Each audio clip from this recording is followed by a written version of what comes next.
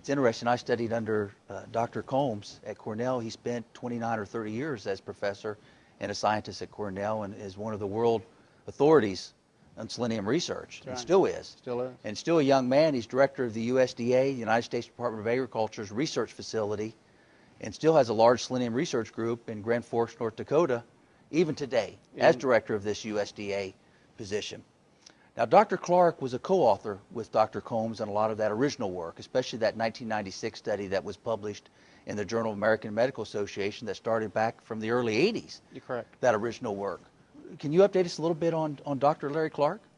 Yeah, Dr. Clark, he left Cornell early in the study in the mid-'80s and went to the University of Arizona Cancer Center in Tucson, where he maintained his lab and his research efforts there.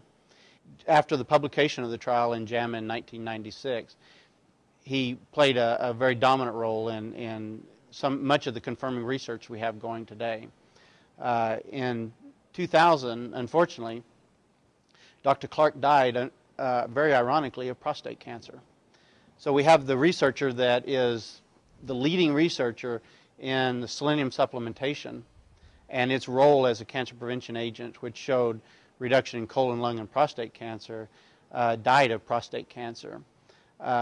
Much of the research that we have today related to prostate cancer that is ongoing today was developed because of the trial, and then also some of the same problems that Dr. Clark experienced, which later took his life.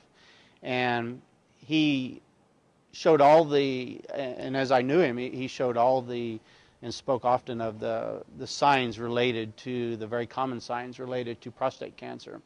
And he went in and was biopsied 3 times. And the first 2 times it showed negative. And although he showed many of the traditional signs related to prostate cancer, after seeing a doctor and then being biopsied 2 times, it showed negative, no cancer was present. As he continued to show those signs, he went in for a 3rd biopsy, and that's when they found the presence of prostate cancer. Unfortunately, at that time, it had advanced to such a degree that it had metastasized outside the prostate and spread over the next couple of years, which later took his life. But it really precipitated much of the research that he started at that time, because right now we're in trials funded by the National Cancer Institute. One is called negative biopsy, or it's called the worried well, and it is a trial looking at individuals that show the clinical signs of prostate cancer, meaning elevated PSA and functional problems related to an enlarged prostate. They go in, they're examined by a doctor, but their biopsy comes back negative. So the trials are called the negative biopsy or worried well. And it's the worried well because I'm worried if I have those symptoms, but yet I'm not showing any clinical or biopsied sign of cancer. And so we're looking at supplementation of those individuals with 200 micrograms of selenium and a placebo to see if there is a correlation between those that go on to develop advanced prostate cancer. So if this is positive and selenium is shown to reduce the onset of prostate cancer, then a recommendation would come from a doctor based on this research that if you come in, you're showing clinical signs of prostate cancer, but yet you have a negative biopsy, then it would hopefully be where we would move individuals onto a selenium supplementation to prevent them from going on to the onset of prostate cancer. So although it was extremely unfortunate that Dr. Clark lost his life to prostate cancer, it really is precipitating much of the research that we have going on now.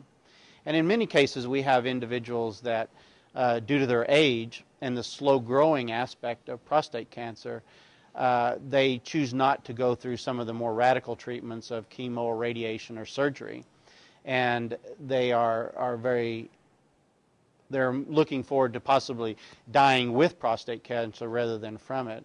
And so we're involved in research that is looking at just selenium supplementation of those individuals to keep it from metastasizing outside the prostate and allowing them to live a normal, healthy life due to their age or this type of thing. I agree with you, Dr. Larry Clark. He left a tremendous legacy in terms of what he started with selenium's effect and cancer prevention, and it's still ongoing today, and numerous trials are ongoing to duplicate what he did, and so it's a tremendous legacy he left. Tremendous legacy. The science community, anytime we talk about selenium, it always quotes the Clark and Combs trial.